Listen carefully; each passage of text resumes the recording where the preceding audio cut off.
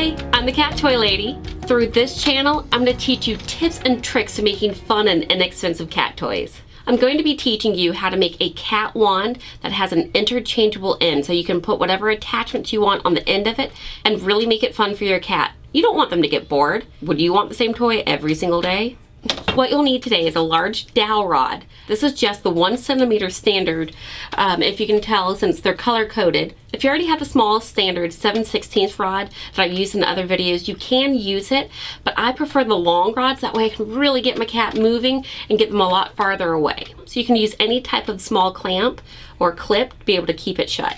So I went to the jewelry section of the craft store. That's the easiest place to find these. You can find them online too. I have the 15mm lobster clamp and the cord end clamps. You can buy any type of fishing line or wire that you'd like. The one that I bought here actually has metal in it. That way they can't bite through so easily, but it's flexible, so it's not going to be rough on their teeth if they do bite it. It's called bead wire string, 0.38mm size. Wire cutters and little needle nose, aren't they cute? So I have something to attach that's super easy. The tissue garland from the dollar store. You get 9 tassels for $1. That's 9 times your cat gets to kill the toy. The first step, you need to be able to attach the wire to the dowel rod. I'm going to drill a hole through it. That way I have a place to loop. You can wrap around many times and glue it in place, but I want something a little bit more secure. That way my cat can really yank on the toy. If you don't have your own Dremel to make a hole, you can always just glue it. Before you start to Dremel, always remember your safety glasses. I'm going to drill a small hole straight through the middle, about 1/2 inch down.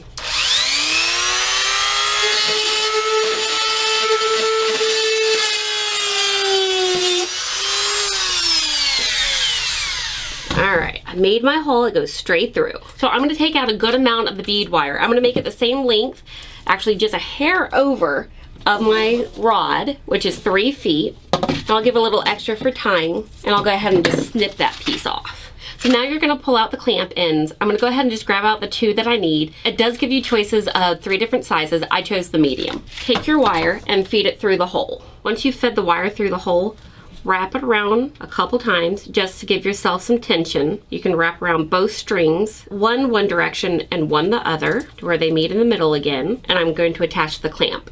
The clamp will go around both pieces. At this point, go ahead and twist your wires together. It's going to make it easier for clamping, and place the clamp on. And then you're going to fold each end of the clamp over. And then you're going to pinch the pieces together to where you're going to have one side that's easier to close than the other. And that's the side that you're going to start with. So there we go. This side is going to want to go first. So I'll go ahead and pinch it down. And then you can adjust how tight this is and slide it down closer to the pole, and then really give them a good squeeze to keep them in place. Adjust till they're super tight and there's no way you can slide it through.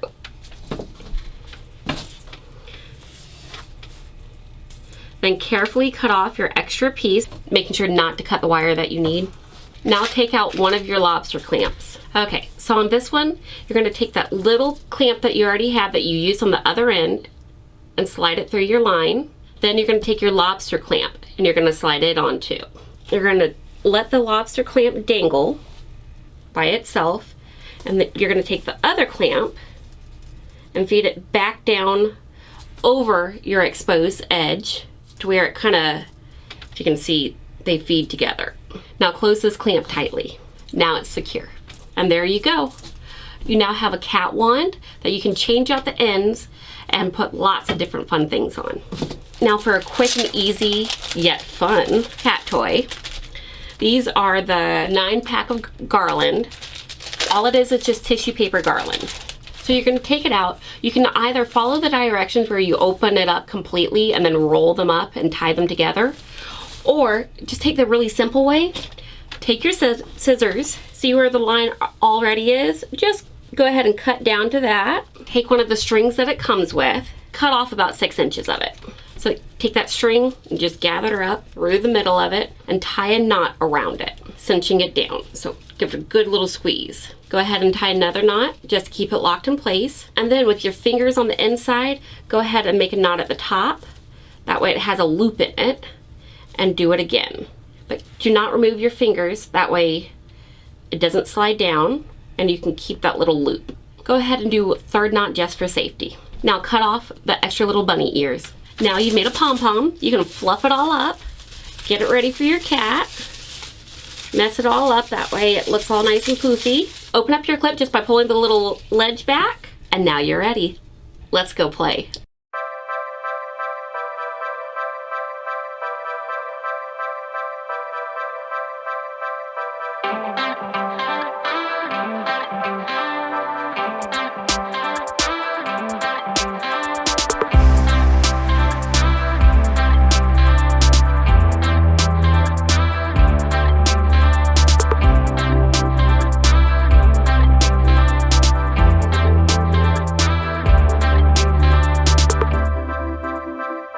Does it look like it was a big hit?